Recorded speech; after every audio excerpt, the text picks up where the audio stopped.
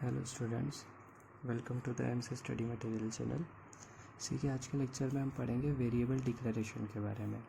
Variable के बारे में हम पढ़ चुके हैं। वेरिएबल को सी के प्रोग्राम में कैसे डिक्लेयर करते हैं वो देखना है हमको। तो वेरिएबल क्या होता है, ठीक है, इसके लिए हमने बोला था एक सीधी सी डेफिनेशन, एक नेम्ड मेमोरी लोकेशन होता है। ठीक है, मान लो ए नाम का कोई वेरिएबल है, ठीक है, इसको आइडेंटिफायर भी बोल सकते हैं।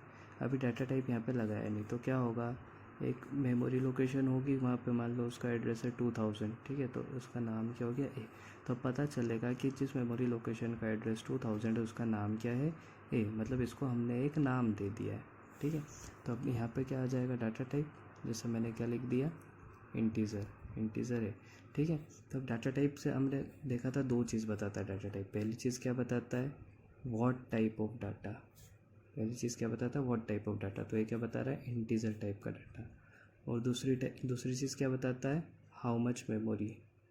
ठीक है, व्हाट और हाउ, किस टाइप का डाटा, कौन सा डाटा, और हाउ मच मतलब कितनी बाइट लेगा। तो इंटीजर कितनी बाइट लेगा, 2 बाइट लेगा। ठीक है, तो तरीका क्या है वेरिएबल को डिक्लेयर करने का, पहले आएगा data type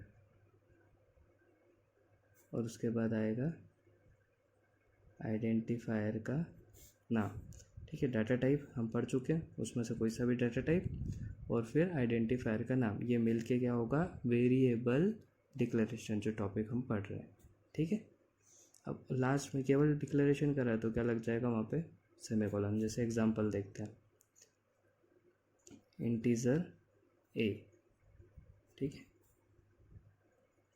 float B, character सी, ये क्या है, वेरिएबल डिक्लेरेशन हम डिक्लेयर कर रहे हैं। इससे क्या पता चल रहा है, इंटीजर ए, मतलब ए क्या है, एक वेरिएबल का नाम है जिसका डाटा टाइप क्या है, इंटीजर, मतलब मेमोरी लोकेशन है, उसमें से किसी एक मेमोरी लोकेशन का नाम, मतलब उसका एड्रेस क्या माना था हमने 2000, इसका मान लिया 2002। ठीक है, तो ये क्या है 2000, ठीक है, मान लो इसका नाम क्या हो गया ए को क्या है, मेमोरी एड्रेस असाइन हो गया 2000, कुछ भी हो सकता है, कंपाइलर कुछ भी दे सकता है, लेकिन उस मेमोरी लोकेशन का नाम हो गया ए। जो भी वैल्यू हम इसमें ए में स्टोर होगी वो कहाँ पे जाके स्टोर होगी, अब 2000 में। जैसे फ्लोट बी, मान लो बी के लिए ये है, ठीक है, 2002 पे स्टोर होगा, लेकिन फ्लोट अब देखो कितनी बाइट लेगा, 4 बाइट। तो अगला एड्रेस क्या होगा, इसमें +4। ठीक है, ठीक है, तो 2002 से हो गया 2002, 2003, 2004, 2005, तो अगला क्या आएगा 2006। ठीक है, तो यहाँ इंटीजर, यहाँ फ्लोट और यहाँ पे कैरेक्टर, ये एक ही बाइट लेगा, इसको हम नाम दे देते हैं सी। ऐसे कोई सी भी जो भी मेमोरी लोकेशन है उसको जो नाम दे देंगे, ठीक है, वो नाम किस कारण से देंगे हम, डिक्लेरेशन के कारण। तो जो भी वेरिएबल होता है उसको हम क्या बोल सकते हैं, नेम्ड मेमोरी एड्रेस या नेम्ड मेमोरी लोकेशन। जैसे 2000 वाली मेमोरी लोकेशन का नाम क्या हो गया ए। तो हमने डाटा टाइप पढ़ा है, वैसे ही डाटा टाइप के साथ आइडेंटिफायर का यूज़ करेंगे तो वो हो जाएगा एक variable declaration, int, float, character. ठीक है, वॉइड तो कोई रिटर्न भी नहीं करेगा, वो फंक्शंस में यूज़ करेंगे हम। ठीक है, तो इंट के हमने और भी देखे थे, साइंड, अनसाइंड, शॉर्ट, तो हम वो भी लिख सकते हैं, साइंड, शॉर्ट, केवल शॉर्ट भी लिख सकते हैं, इंट ए। ये भी एक तरह का क्या है, वेरिएबल डिक्लेरेशन है। ठीक है, साइंड के साथ अनसाइंड भी लिख सकते हैं, अनसाइंड, अनसाइंड के साथ हम यूज़ कर लेते हैं लॉन्ग भी ले सकते हैं, अनसाइंड, लॉन्ग, इंट बी। ठीक है, तो ये सब क्या है, वेरिएबल डिक्लेरेशन है। तो एक कोई मेमोरी एड्रेस है, उसका नाम क्या हो गया ए, उसमें किस टाइप का डाटा आएगा, शॉर्ट इंटीजर डाटा आएगा, और कैसा आएगा, साइंड से क्या पता चलेगा, रेंज, अनसाइंड से क्या पता चलेगा, रेंज। ठीक है, अनसाइंड लॉन्ग मतलब रेंज पता चल गई है, और लॉन्ग मतलब 4 बाइट का डाटा है। ठीक है, और किस तरह का है, इंटीजर टाइप का, वो स्टोर होगा कहाँ पे, बी वाली जो भी मेमोरी लोकेशन हो गई। तो बी वाली मेमोरी लोकेशन का जो भी है एड्रेस होगा उसको हमने नाम क्या दे दिया, बी, जो भी डाटा स्टोर होगा वहाँ होगा। ठीक है, अब जब हम प्रोग्राम लिखते हैं तो जैसे हम एक फंक्शन लिखते हैं void main, ये एंट्री फंक्शन होता है, पिछले लेक्चर में हमने देखा था। अब जो हम वेरिएबल डिक्लेरेशन करते हैं वो ब्लॉक में पहला स्टेटमेंट होना चाहिए। ठीक है, ऐसा नहीं कि आपने पहले प्रिंटफ लिख दिया और फिर आप डिक्लेयर कर रहे हो, ऐसा कभी नहीं होगा। सबसे पहले आपको वेरिएबल डिक्लेयर करना पड़ेगा। ब्लॉक में पहला स्टेटमेंट क्या होगा, वेरिएबल डिक्लेरेशन का। यहाँ ये हो सकता है यहाँ भी कर रहे हो, यहाँ भी कर रहे हो, यहाँ भी कर रहे हो, लेकिन जो भी दूसरा पार्ट आएगा उसके पहले क्या हो जाना चाहिए, सबसे पहले वेरिएबल डिक्लेरेशन। मतलब ये ऐसा आप लिख सकते हो, इंटीजर ए, फ्लोट बी, ये वैलिड है। ठीक है, क्यों, क्योंकि शुरू में क्या है, वेरिएबल डिक्लेरेशन है। लेकिन अगर मान लो एक फंक्शन, यही वाला फंक्शन लिया आपने void main, ठीक है, अब आपने यहाँ पे लिख दिया पहले printf करके कुछ और फिर आप लिख रहे हो इंटीजर है, तो ये वैलिड नहीं है, इसके लिए एरर आ जाएगी।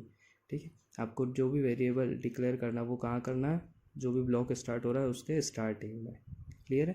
अब इसमें दो चीज़ हो सकती है, केवल डिक्लेरेशन भी कर सकते हो आप, ये क्या हुआ केवल डिक्लेरेशन, या फिर आप डिक्लेरेशन के टाइम ही उसमें वैल्यू भी इनिशियलाइज कर सकते हो। तो अब जो मेमोरी लोकेशन ए है, ठीक है, एक कोई सी भी मेमोरी लोकेशन ए है, इसके हिसाब से तो ये हुआ, लेकिन अगर आपने ये करा तो वो ए मेमोरी लोकेशन भी हो गई और उसमें क्या वैल्यू स्टोर हो गई 10।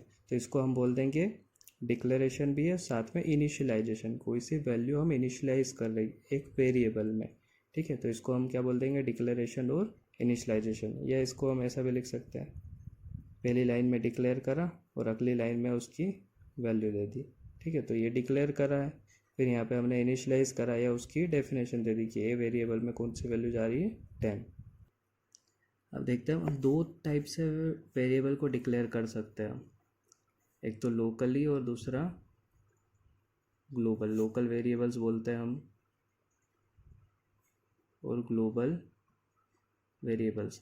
सीधा इसको याद करने का तरीका, फंक्शन के बाहर अगर कोई सा वेरिएबल डिक्लेयर करा तो वो होगा ग्लोबल। ग्लोबल मतलब बड़े लेवल पे, ठीक है, और किसी फंक्शन के अंदर करा है तो वो लोकल हो जाएगा, केवल लोकल है, वो फंक्शन के अंदर ही रन करेगा, उसके बाहर उसका कोई अस्तित्व नहीं होगा। लेकिन ग्लोबल वेरिएबल का जितने भी फंक्शंस है उसके बाहर भी उसको अस्तित्व रहेगा, उसको आप यूज़ कर सकते हो। जैसे एग्जांपल लेते हैं, वही फंक्शन ले लिया एक void main, ठीक है, पहले स्टेटमेंट में क्या होगा इनिशियलाइजेशन, ये करा है मैंने, ठीक है, फंक्शन के अंदर है या बाहर है, फंक्शन के अंदर है, फंक्शन के अंदर है तो क्या बोलेंगे उसको हम लोकल वेरिएबल। लेकिन यही चीज़ मैंने पहले कर दी इंटीजर ए, फिर लिखा मैंने void main और ये, ठीक है, तो ये क्या हुआ ग्लोबल, क्यों, क्योंकि ये फंक्शन के बाहर है, और जनरली void main के ऊपर कर देते हैं हम ग्लोबल डिक्लेरेशन, तो फंक्शन के जो बाहर है उसको हम बोलेंगे ग्लोबली। तो अगर कोई सा और भी फंक्शन हुआ void add, ठीक है, वो भी इसी के साथ है, यहाँ पे हमने कुछ कॉल करा ऐड फंक्शन, ठीक है, और उसमें हम ए का यूज़ कर रहे हैं, तो ये ए ग्लोबली है, तो वो यहाँ भी यूज़ हो सकता है, यहाँ भी यूज़ हो सकता है, क्यों, क्योंकि वो सारे फंक्शंस के बाहर है। लेकिन ये कैसा वेरिएबल है, लोकल वेरिएबल है। अगर इसको मैं void ऐड फंक्शन लिखा मैंने, यहाँ पे कॉल करा ऐड फंक्शन, और इसके अंदर कहीं भी मैं ये यूज़ करने जाऊँगा तो ये एरर आ जाएगी कि इसको आपने डिक्लेयर नहीं करा, क्यों, क्योंकि ये लोकल है। तो जो लोकल का स्कोप होता है वो ये दो जो ब्रैकेट्स दिख रहे हैं यहीं तक होगा, लेकिन ये जो ग्लोबल वेरिएबल है ये पूरे प्रोग्राम में इसका स्कोप रहेगा। क्लियर है। तो ग्लोबल क्या होंगे, ग्लोबल वेरिएबल्स जो फंक्शन के बाहर डिक्लेयर होते हैं और सारे फंक्शन उसका यूज़ कर सकते हैं, और लोकल वेरिएबल्स जो फंक्शन के अंदर होंगे और केवल उसी फंक्शन के अंदर यूज़ हो सकते हैं, वो वेरिएबल्स कैसे होते हैं, लोकल वेरिएबल्स। अब इसमें एक लास्ट छोटा सा concept L value R value का, ये इसलिए क्योंकि एरर आती है कभी कभी एल वैल्यू और आर वैल्यू की, ठीक है। एल वैल्यू को हम बोल देते हैं लोकेटर वैल्यू या लोकेटर इंडिकेटर। तो एल वैल्यू को आप ये याद रखना है कि ये क्या होता है, ये मेमोरी लोकेशन बताता है, ठीक है। और आर वैल्यू का आप ये याद रख सकते हो, ये एक वैल्यू होती है, ठीक है। कैसे समझते हैं, एल वैल्यू क्या होगी, मेमोरी लोकेशन, और मेमोरी लोकेशन किस हिसाब से, डायरेक्ट 2000 तो यूज़ कर नहीं सकते हम क्या करते हैं, एक वेरिएबल का नाम लेते हैं, ठीक है। तो एल वैल्यू में आप ये समझ सकते हो वेरिएबल होगा, और आर वैल्यू में क्या होगी, वैल्यू। जैसे मैंने लिखा a = 10, तो ये एल वैल्यू होगी क्या 10, नहीं, ये क्या है आर वैल्यू, ये एक वैल्यू है, और a क्या है वेरिएबल। तो जिसमें आपके पास किसी भी मेमोरी लोकेशन में जो वैल्यू है उसको हम बोलेंगे एल वैल्यू, ठीक है। इसको ऐसा जनरली ऐसा नहीं बोलेंगे कि केवल लेफ्ट साइड की है, ये दोनों साइड आ सकती है। कैसे, हमने लिखा a = 10, ठीक है, और b = 2 है, ये भी लिख सकते हैं ना कि a में क्या वैल्यू चले गई 10, और b में क्या जा रहा है a, और a में 10 है, ठीक है। तो ये दोनों क्या है एल वैल्यू, और ये भी क्या है एल वैल्यू, क्योंकि दोनों क्या है वेरिएबल है, दोनों क्या है मेमोरी लोकेशन का पता बता रहे हैं, आइडेंटिफायर है, तो ये भी एल वैल्यू है, ये भी एल वैल्यू। तो एल वैल्यू लेफ्ट साइड भी आ सकती है और राइट साइड भी आ सकती है, लेकिन जो आर वैल्यू है मतलब केवल वैल्यू, वो हमेशा किधर आएगी, राइट साइड। आप कभी ऐसा लिख सकते हो क्या 10 = 2 है, नहीं, ये गलत हो जाएगा, क्यों, क्योंकि ए तो कोई मेमोरी लोकेशन है, या वो जो है वो 10 में असाइन हो सकता है क्या, नहीं, 10 ए में असाइन हो सकता है। तो ये चीज़ सही है, ये चीज़ सही है, ठीक है, लेकिन ये चीज़ गलत है। तो इससे क्या समझ में आया कि एल वैल्यू लेफ़्ट साइड भी आ सकती है और राइट साइड भी आ सकती है, लेकिन जो आर वैल्यू है वो हमेशा किधर आएगी, राइट साइड, लेफ़्ट साइड कभी नहीं आएगी। क्लियर है। तो एल वैल्यू मतलब मेमोरी लोकेशन या वेरिएबल या आइडेंटिफायर, ठीक है। और आर वैल्यू का मतलब आप केवल याद रखने के लिए कि वैल्यू होगी, ठीक है।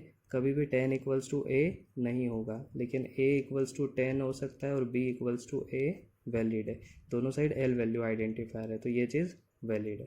क्लियर है। तो ये था हमारा टॉपिक वेरिएबल डिक्लेरेशन का। Thank you.